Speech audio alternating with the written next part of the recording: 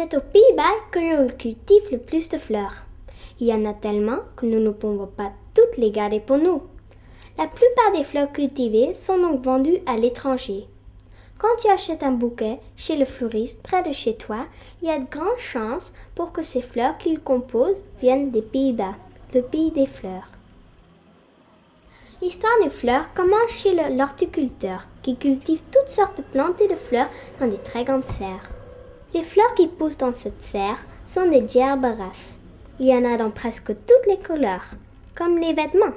Les couleurs des fleurs suivent la mode et changent chaque année. Dès que les fleurs ont atteint une taille suffisante, elles sont cueillies à la main. Ce chariot électrique emporte les fleurs coupées vers l'hangar où elles seront emballées. Une partie de la récolte est vendue directement aux particuliers. Il faut donc que ces fleurs soient présentées dans un bel emballage. Les autres sont vendues aux enchères et transportées par camion jusqu'à l'un des marchés spécialisés. Celui d'Ormsmere que tu peux voir ici est le plus grand du monde. Près de 20 millions de fleurs et de plantes y sont vendues chaque jour.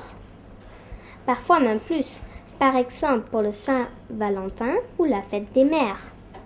Les marchés comme celui d'Ormsmere ne vendent que des fleurs en grande quantité, pas des petits bouquets.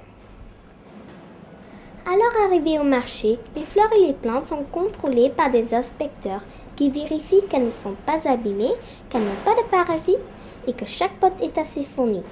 Ensuite, les fleurs sont présentées aux acheteurs qui sont rassemblés dans une grande salle. Ils doivent se lever tôt car les enchères commencent à 6 heures du matin. Le système de vente s'appelle la vente au cadran. Les fleurs sont apportées dans la salle sur des chariots pour que les acheteurs puissent bien les voir. Le cadran, sorte de chronomètre, est ensuite enclenché. Le prix exprimé en centimes par fleur est très élevé au départ et ça baisse au fur et à mesure que le cadran tourne. L'acheteur appuie sur un bouton au moment où il décide d'acheter. Il doit faire preuve de stratégie.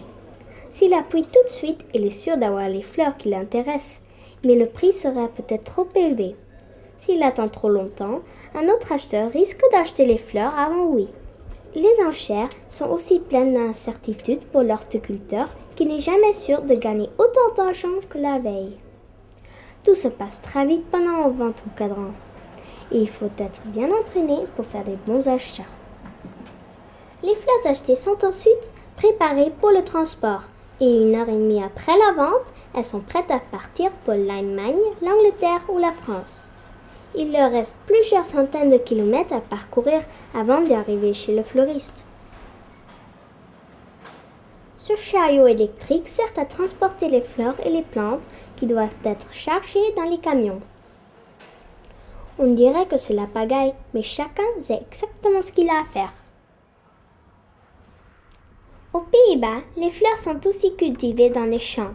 Lorsqu'elles fleurissent au mois d'avril et de mai, le paysage se transforme en un magnifique damier de couleurs vives.